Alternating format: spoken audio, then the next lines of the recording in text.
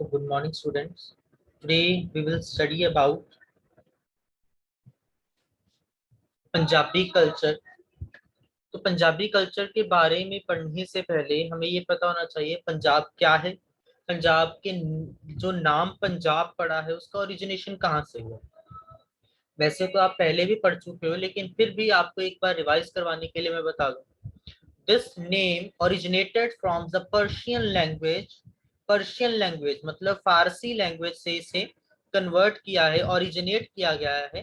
That is पंज मतलब five, आब मतलब वाटर। हमें पता है पंजाब, पंजाब के हर एक बच्चे को पता है पंजाब का मतलब पंज प्लस आब मतलब फाइव, waters मतलब land of five rivers is known as Punjab, combined together to become a word named as Punjab, a land of five rivers। ठीक है, जब भी माइंड में आपके नाम आए पंजाब तो हमारा सबसे पहला एक सेंटेंस माइंड में आता है लैंड ऑफ फाइव रिवर्स, मतलब पंजाब पांच नदियों की, पांच दरियाओं की धरती है।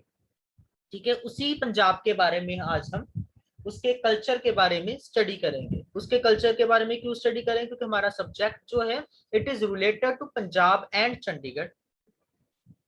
सो we will start from the history of Punjabi culture.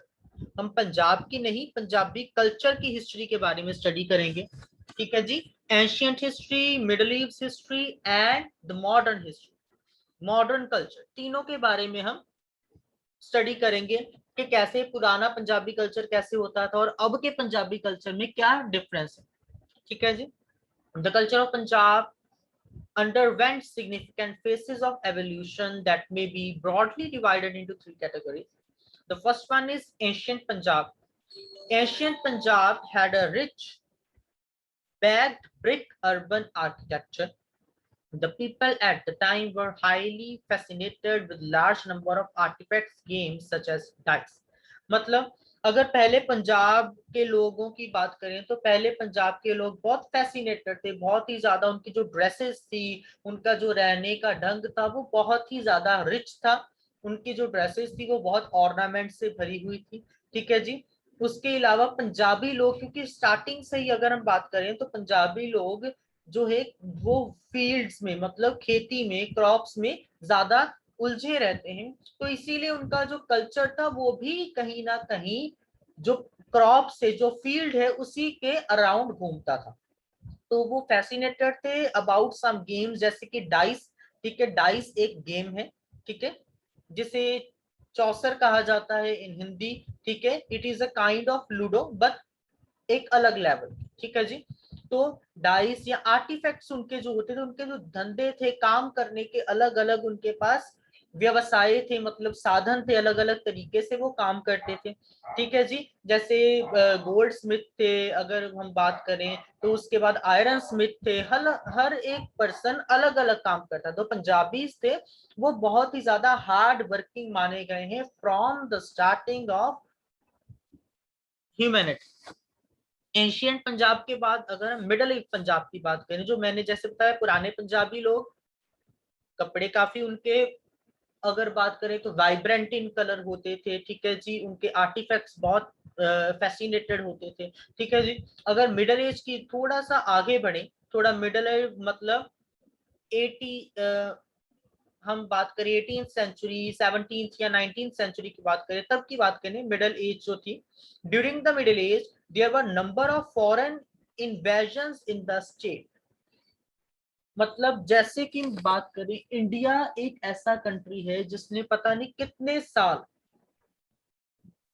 किसी ना किसी के अंडर ही रहा है। ठीक है, कि कोई ना कोई आता था इंडिया में आके सबसे पहले हमला करके पूरे इंडिया पे कब्जा कर लेता था। क्यों? क्योंकि इंडिया के लोग बहुत रिच थे। India culturally, heritage wise and even wealth wise सबसे रिच कंट्रीज में से एक माना जाता रहा है from the starting till now. इसीलिए जितने भी लोग आते थे सबसे पहले आके इंडिया पे हमला करते थे। ठीक है जी, उसके अलावा सबसे ज्यादा जब भी इंडिया पे हमला होता था सबसे ज्यादा प्रॉब्लम किसे फेस करनी पड़ती थी? पंजाबी से।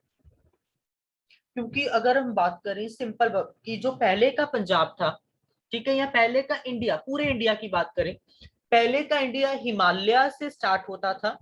ठीक है, और नीचे हमारा इंडियन ओशियन तक जाता था। जिसमें पाकिस्तान, अफगानिस्तान, नेपाल, भूटान सारा कुछ बीच में इंक्लूडेड था। ठीक है, बांग्लादेश सब कुछ इंडिया का ही पार्ट था। जिसने भी इंडिया पे पहले कब्जा करना होता था, अभी देखिए समुंदर के रास्ते से आएंगे तो बहुत दिन लगेंगे, पहले ही थक जाएंगे, फिर हमला कैसे करेंगे। ठीक है, फिर एक तरफ से इंडिया को हिमालय ने कवर किया हुआ है, क्योंकि हिमालय ने कवर किया है तो एंट्री तो इम्पॉसिबल है, हिमालय को चढ़ पाना डिफिकल्ट। ठीक है जी, तो बचा सिर्फ एक रास्ता, वो था पंजाब। पहला पंजाब अफगानिस्तान से लेके आज के पंजाब तक इतना लंबा था पंजाब, इतनी ज्यादा पंजाब के पास एरिया था, सबसे बड़ा स्टेट काउंट होता था पंजाब पहले के टाइम में। तो जिसने भी आना होता था, एंट्री करनी होती थी इंडिया में हमला करने के लिए, वो हमेशा पंजाब से एंटर होता था। Punjab was recognised and regarded as the entrance gate of India. एक तरफ हिमालय है, एक तरफ इंडियन ओशियन है, एक तरफ अरेबियन सी है, एक तरफ बे ऑफ बंगाल है। एंटर कहां से हो इंडिया में, जिसने अगर हमला करना है, क्योंकि इंडिया बहुत वेल्थी था, वो कोई भी इन्वेंटर था वो यही चाहता था कि किसी भी हालत में इंडिया मेरे पास आ जाए। तो इसीलिए वो हमेशा इंडिया पे हमला करने के लिए सोचते रहते थे। तो इंडिया का एंट्रेंस पॉइंट सिर्फ पंजाब था। तो स्टार्टिंग से ही इन लोगों से लड़ते झगड़ते रहने के कारण पंजाब के जो लोग थे, वो उनके जो एक ब्लड में आ गया कि उनको सेक्रीफाइसेस ही करने हैं, उन्होंने हमेशा अपने देश के लिए लड़ना है। तो पंजाबीज में एक ये सबसे बड़ी क्वालिटी है कि एक तो उनमें देश प्रेम बहुत ज्यादा है। ठीक है, फ्रीडम फाइटर्स पंजाब में से हुए हैं सबसे ज्यादा। ठीक है, तो पंजाबी जो लोग थे, उनके हर्ट में, उनके जो दिल में, उनका जो देश है, जो इंडिया है, वो हमेशा से ही बसा रहा है। हमेशा उन्होंने इंडिया की वेलबींग के लिए ही काम किया है। ठीक है जी, तो ड्यूरिंग द मिडल एज जब बहुत सारे फॉरेन इन्वेजर्स आए, जो ग्रीक, पर्शियन, मंगोल्स, अफगान, अलग अलग ने आके इंडिया पे कब्जा किया, उनके इन्फ्लुएंस से जो इंडिया था उस पे हमेशा चेंजेस आते, जो पंजाब के कल्चर पे चेंजेस आते गए। वेस्टर्न आए, ब्रिटिशर्स आए, उन्होंने अपना कल्चर छोड़ दिया। मुगल्स आए, उन्होंने थोड़ा सा अपना कल्चर दे दिया। अफगान आए, उन्होंने थोड़ा सा अपना कल्चर दिया। तो पंजाबी कल्चर में it went a lot of changes. ठीक है, जैसे जैसे इन्वेंटर्स आते गए, जैसे जैसे हमला होता गया, जैसे जैसे नए, हर बार जैसे एक राज्य खत्म होता था, किसी एक से इंडिपेंडेंस मिलती थी, तो दूसरा पर्सन आके इंडिया पे कब्जा कर लेता था। तो usually starting till and India हमेशा अंडर किसी ना किसी के इन्वेजन के अंडर रहा है। तो इसीलिए पंजाब को बहुत ज्यादा फेस करना पड़ा, स्पेशली उसके लैंड कल्चर, जोग्राफिकल कल्चर पे जितना इफेक्ट पड़ा है, वो इफेक्ट पूरे इंडिया पे आपको इतना नजर नहीं आएगा। इंडिया की बात करें तो इंडिया से पाकिस्तान निकल गया, बांग्लादेश निकल गया, नेपाल, भूटान अलग हो गए, बस, और कुछ नहीं हुआ। ये चार चीजें निकली, लेकिन फिर भी इंडिया बड़ा स्टेट है।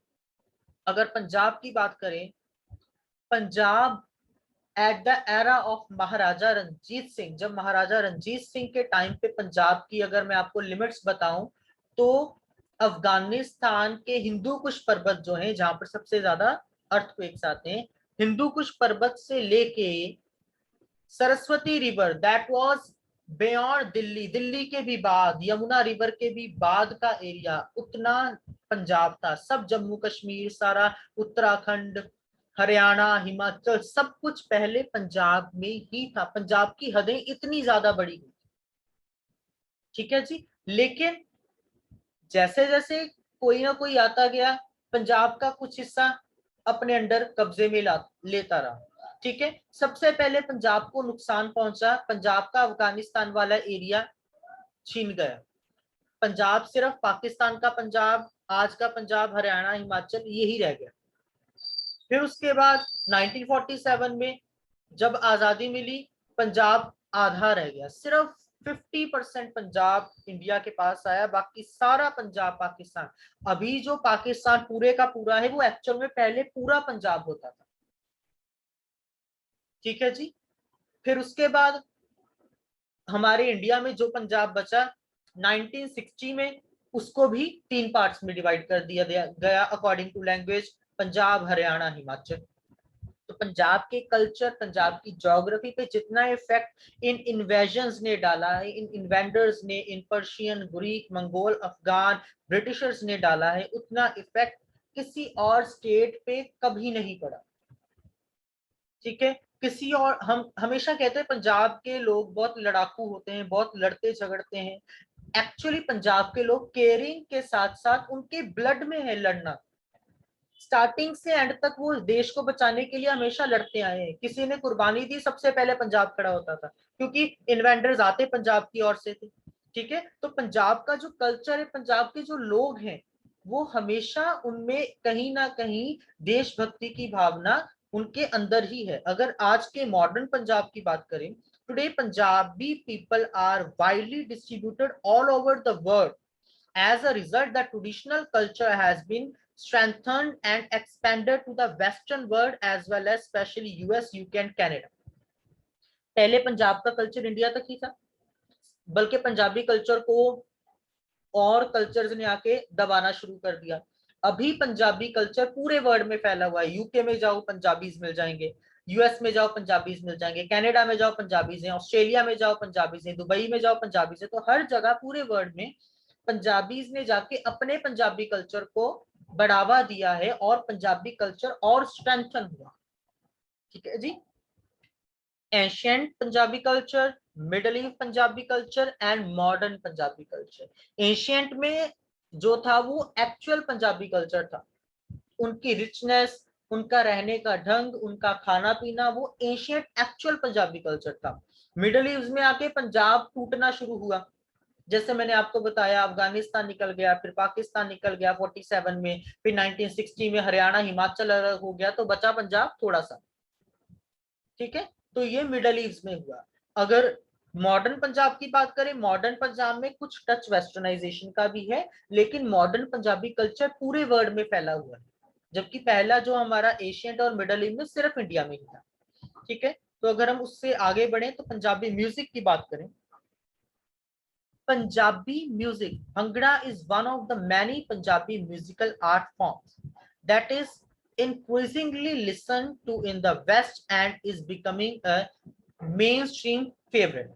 भंगड़ा, यहाँ पर भंगड़े डांस की बात नहीं हो रही, भंगड़ा की जो बोलियां हैं, ठीक है, उसकी बात करी जा रही है। जो पंजाब की, अगर मैं म्यूजिक की बात करूं, अगर मैं थोड़ा इन डिटेल आपको पंजाबी म्यूजिक के बारे में बताऊं, Punjabi music is one of the most famous musics around the world. सब लोग बड़े अच्छे से, बड़े ध्यान से सुनते हैं, खासकर पंजाबी इंस्ट्रूमेंट जिनका बेस इतना ज्यादा है कि लोगों ने डांस करना है तो वो पंजाबी म्यूजिक को प्रेफर करेंगे। ठीक है, क्योंकि पंजाबी ढोल जो है उसका, अगर हम बेस की बात करें, उसकी रिदम की बात करें, इतनी ज्यादा रिथमिक होता है कि वो इतने अच्छे तरीके से आपको डांस करने में हेल्प कर सकता है। पंजाबी म्यूजिक में हमारे पास आ जाते हैं अलग अलग तरीके के म्यूजिक, जैसे बोलियां हैं। ठीक है जी, ये आम तरीके पे भंगड़ा, गिद्दा, जो पंजाबी डांसेस है उसमें बोली जाती है। उसके अलावा पंजाब के लोग हर एक त्योहार में कोई ना कोई म्यूजिक निकाल लेते हैं, कोई ना कोई सॉन्ग निकाल लेते हैं। ठीक है, अगर शादी का माहौल है, अगर लड़की वालों की तरफ से शादी का माहौल है तो लड़की के घर में सुहाग गाए जाएंगे। अगर लड़के वालों के घर में मैरिज का माहौल है तो लड़के के घर में घोड़ियां गाई जाएंगी। ये पंजाबी फोक म्यूजिक है। उसके अलावा माइया, टप्पे, ढोले, ठीक है, मिर्जा, देन ये जितने भी म्यूजिक्स हैं ये सारे पंजाबी फोक म्यूजिक में आते हैं, जिनका बेस जो है वो पंजाबी लैंग्वेज है, जो पंजाबी कल्चर, पंजाबी स्टोरीज को बयान करते हैं। ठीक है, अगर मैं पंजाब के सुहागों की बात करूं, ठीक है, तो पंजाब का मैं आपको एक सुहाग की एग्जांपल देता हूं। जैसे एक सुहाग है कि बेटी चन्नन दे ओले ओले क्यों खड़ी। उस वो सुहाग में जो लड़की को दिखाया गया है वो ऐसे दिखाया है कि पंजाब की लड़कियां, अगर उसने कुछ बताना भी हो तो वो बहुत शर्माती हैं। अगर शादी की बात भी करनी है अपने घर वालों से तो वो शर्माती हैं और अच्छे से बात नहीं कर पाती। तो दैट इज व्हाट, कि उन्होंने ये दिखाया है कि पंजाब की फीमेल्स शर्मीली कितनी है, कितने शाई नेचर की हैं और कितनी कंजर्वेटिव। इस सुहाग में ये बताया। और वहीं अगर मिर्जा साहिबा की बात करें तो उसमें उन्होंने बताया है कि पंजाब की जो लड़कियां हैं, अगर फैमिली के ऊपर बात आए तो वही दुर्गा और काली बन सकती है। उनमें लड़ाई की भावना भी वैसे ही है। ठीक है। और यही चीजें हमें पंजाबी कल्चर जो हमारा दिखाता है कि पंजाब के मेल्स ही नहीं, पंजाब की फीमेल्स ने भी टाइम आने पे हमेशा लड़ाई में उतर के लड़ी भी है और जीती भी है।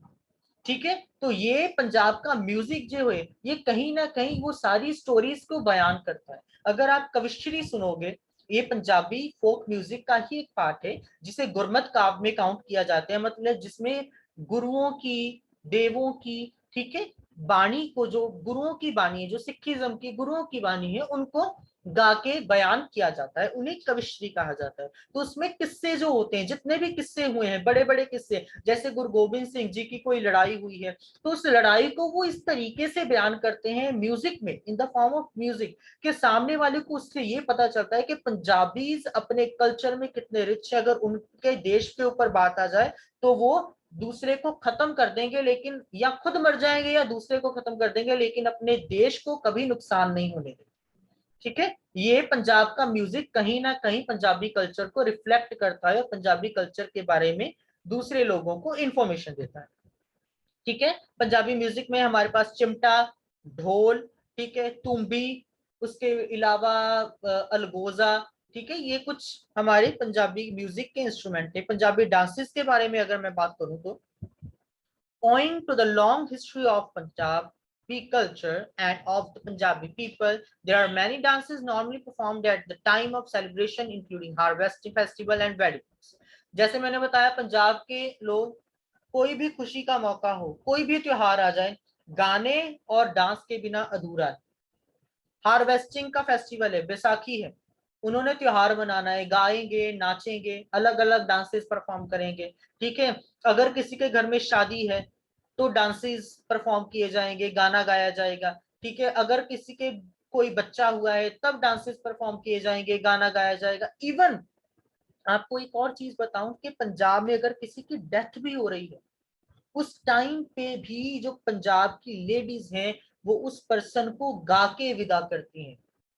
आपने अगर किसी चलो भगवान ना करे अगर कहीं जाना पड़े, तो अगर कहीं भी आप पहले भी गए होगे, आपने कभी अटेंड किया हो ऐसा कोई भी रिचुअल जिसमें किसी पर्सन की डेथ हुई हो पंजाब के गांव में, खास करके विलेजेस में, वहां पर पंजाब की लेडीज गाते हुए उस पर्सन को विदा करती हैं, मरने वाले को भी।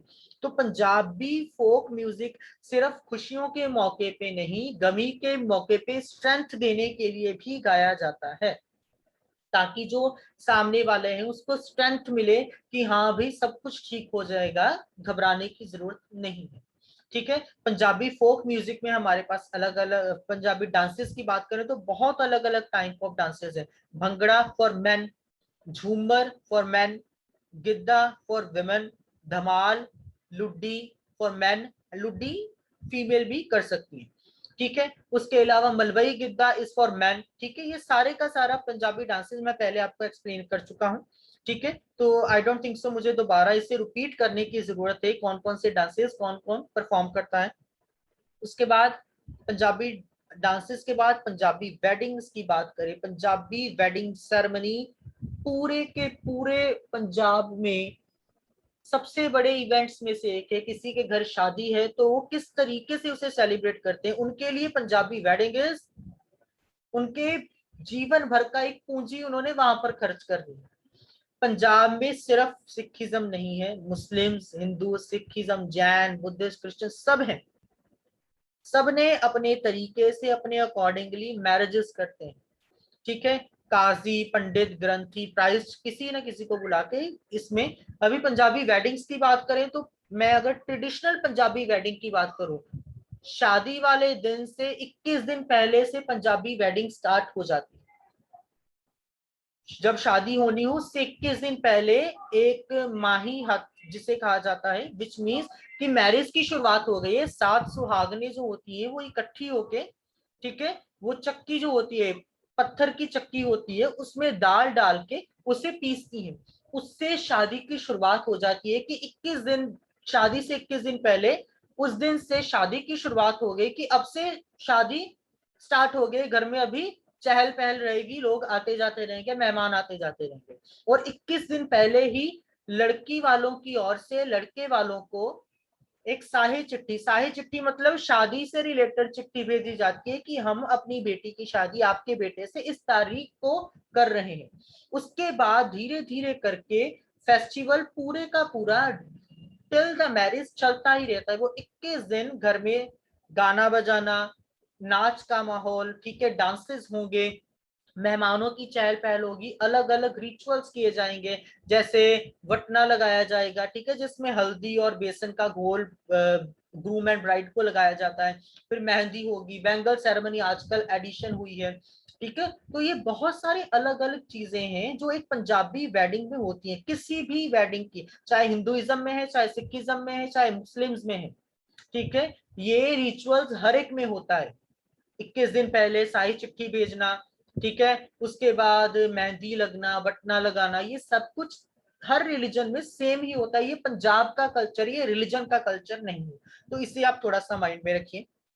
उसके बाद अगर हम थोड़ा आगे चलें पंजाबी क्यूजीन के बारे में, Punjabi cuisine is highly full of spices, ठीक है, हाईली फाइब्रिक, ठीक है, उसमें बहुत ज्यादा फाइबर्स होते हैं, बहुत मिनरल्स विटामिन होते हैं, बहुत ही ज्यादा heavy food with a lot of fat, ठीक है, बहुत सारा घी और बटर वो यूज करते हैं। द रीजन इज क्योंकि मैंने बताया पंजाब के लोगों को ज्यादातर क्रॉप्स में काम करना है, ठीक है, किसान ज्यादातर पंजाब से हैं। जितना अगर मैं कहूं कि पूरे के पूरे इंडिया को जितना खाना मिल रहा है उसका 60 to 80% पंजाब प्रोड्यूस करके दे रहा है। तो पंजाब के अगर किसानों की बात करें, पंजाब में ज्यादा किसान है, ठीक है, दैट्स वाई कि पंजाब में जो खाना खाया जाता है वो ऐसा खाना होता है कि एक बार खाना खा लें तो पूरा दिन एनर्जी रहे। तो इसीलिए ज्यादा फैट, ज्यादा विटामिन और ज्यादा हैवी खाना पंजाब में खाया जाता है। Punjabi cuisine is known for its rich buttery flavours along with the extensive vegetarian and meat dishes. Punjab में वेजिटेरियन नॉन वेजिटेरियन दोनों तरह का फूड होता है, ठीक है जी। Tandoori cooking is famous in Punjab, ठीक है जी। तंदूरी चाहे नॉन वेज डिशेज हो चाहे वेज डिशेज हो, तंदूरी फेमस है, ठीक है, पंजाब में। और जहां पंजाबीज रहते हैं पूरे वर्ल्ड में वहां पर भी तंदूरी डिशेज आपको मिल जाएंगी, क्योंकि Punjab is incomplete without tandoori food. अगर सिंपल दाल है तो साथ में तंदूरी नान, ठीक है। तो ये चीजें जो even if I talk about world famous Amritsari kulcha, वो भी तंदूर में प्रिपेयर होता है, ठीक है। तो ये चीजें जो है पंजाब के फूड में तंदूरी जो अगर हम बात करें वो बहुत ही ज्यादा फेमस है। Punjab is a major producer of wheat, rice and dairy product. These products also form a staple diet of the Punjabi people। मतलब बैलेंस्ड डाइट। पंजाब में बहुत डायरी प्रोडक्ट बहुत सारे हैं, ठीक है, घी, माखन, दूध, इन चीजों की कमी नहीं है पंजाब, ठीक है। तो पंजाब के लोग जो बैलेंस्ड डाइट है, जो एक मतलब पंजाबी लोग क्या करते हैं, पूरा दिन खेतों में काम करना है, सुबह हैवी फूड खाया, खा के खेतों में चले गए, शाम को वापस आएंगे, फिर रात को खाना खा लेंगे, ठीक है, या दोपहर को लाइट फूड खाएंगे। तो सुबह हैवी फूड खाने का उनका मेन मकसद यही है कि सुबह हैवी फूड खा के पूरा दिन एनर्जी है, तो वो स्टेपल डाइट प्रेफर करते हैं। Dairy product, food additive and condiments, biryani, kebab, keema, veg, fish and etcetera. तो ये डिशेस जो हैं ये बहुत फेमस है अलग अलग तरीके की, ठीक है। उसके बाद आप देख सकते हो डिशेस यहाँ पर आपके सामने, ठीक है, राइस है, ठीक है, उसके बाद फिश है बीच में, और चपातीज हैं, ठीक है, अलग अलग तरीके के डिशेस जो है। Punjabi usually use more fat, more buttery dishes. Language की बात करें तो पंजाब की जो ऑफिशियल रिटन लैंग्वेज है पंजाब में, देखिए पंजाब की लैंग्वेज पंजाबी बोली, ठीक है, पंजाबी भाषा जो लिखती में जो लिखने में यूज होती है वो है गुरमुखी लिपि, गुरमुखी अल्फाबेट। लिपि is Punjabi word used for alphabetical language. So Gurmukhi Lipi, Gurmukhi alphabetical language is the official written language of Punjab। Punjabi language usually Gurmukhi में लिखी जाती है। गुरमुखी मतलब गुर के मुख से निकली हुई, ठीक है। तो ये वो वाली लैंग्वेज है। In Pakistan the Punjabi language is written with the Shahmukhi alphabet which is similar to Urdu language. Punjabi थोड़ी सी उर्दू लैंग्वेज को मिक्स करके एक शाहमुखी अल्फाबेटिक लैंग्वेज है, शाहमुखी लिपि है, जिसमें लिखी जाती है पाकिस्तान के पंजाब में। इंडिया के पंजाब में it is written in Gurmukhi. Approximately 130 million people, mainly in Pakistan's West Punjab and India's East Punjab, speak the Punjabi language, which is considered to be an Indo-Aryan language। अभी इसे इंडो-एरियन लैंग्वेज कहते हैं, हिंदू फारसी language. ठीक है, मतलब भारत की language में addition फारसी language. मैं आपको बता दूं, पहले जो पंजाबी लैंग्वेज थी दैट वाज कंटेनिंग 35 अल्फाबेट, जिसे 35 अक्षरी, ठीक है, 35 अल्फाबेट्स कहा जाता था। तो उसके बाद जब महसूस हुई, जरूरत महसूस हुई लिखने में कि कुछ वर्ड्स ऐसे हैं जिसे पंजाबी में जब हम प्रोनाउंस करते हैं वो लिखने में वैसे नहीं आते, तो उन्होंने क्या किया, फारसी लैंग्वेज से कुछ वर्ड्स उठा के 5 words extra add, 6 words sorry, तो ये 6 वर्ड्स एक्स्ट्रा ऐड किए, जिसके बाद पंजाबी जो अल्फाबेट्स हैं वो 41 हो गए। ठीक है, जो वर्ड पंजाबी के वर्ड जिनके पैर में डॉट मतलब बिंदी लगाई जाती है, उन्हें फारसी से कन्वर्ट करके पंजाबी में लिखा गया है। So that's why Punjabi language is known as Indo Aryan language. ठीक है जी, इसका बहुत सारा हिस्सा संस्कृत से, बहुत सारा हिस्सा फारसी से मिला के पंजाबी लैंग्वेज को बनाया गया है। उसके बाद इन्होंने लिखा है कि अप्रोक्सीमेटली 130 मिलियन पीपल अब के इंडिया में और जो पाकिस्तान का पंजाब, दोनों में मिला के 130 मिलियन पीपल पंजाबी बोलते हैं। ठीक है, आप देख सकते हो, आपको इजीली नजर आ सकता है कि पंजाबी लैंग्वेज कैसे लिखी जाती है। ये गुरमुखी लिपि है। ठीक है, ये पंजाबी गुरुओं की बाणी है, जिसमें श्लोक आपको नजर आ रहा है लिखा हुआ। ठीक है जी, उसके अलावा ध्यान से देखिए तो आपको, अगर you are able to read तो आपको पता चल जाएगा ये गुरु साहिबान की बाणी है। ठीक है जी, जो यूजुअली पंजाब में Sikhism is the main religion, तो सिख गुरुओं की जो बाणी लिखी हुई है उस बाणी में से ये कुछ हिस्सा आपके सामने स्क्रीन पर आपको नजर आ रहा है। ये गुरमुखी लैंग्वेज में ही लिखी गई है। उसके अलावा थोड़ा आगे बढ़े तो Punjabi dresses, the traditional dresses for Punjabi man is kurta and tehmat. Tehmat which means Pathani salwar और समटाइम्स कुर्ता एंड चादरा। ठीक है, ये जो पंजाबी मैन है उनकी ड्रेस है।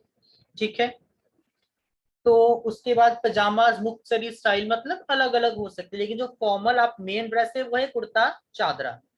फीमेल ड्रेसेस की बात करें, salwar suit which replace the traditional Punjabi ghagra. पहले होता था सूट एंड घाघरा, मतलब घग्गरा जिसे पंजाबी में कहा जाता है।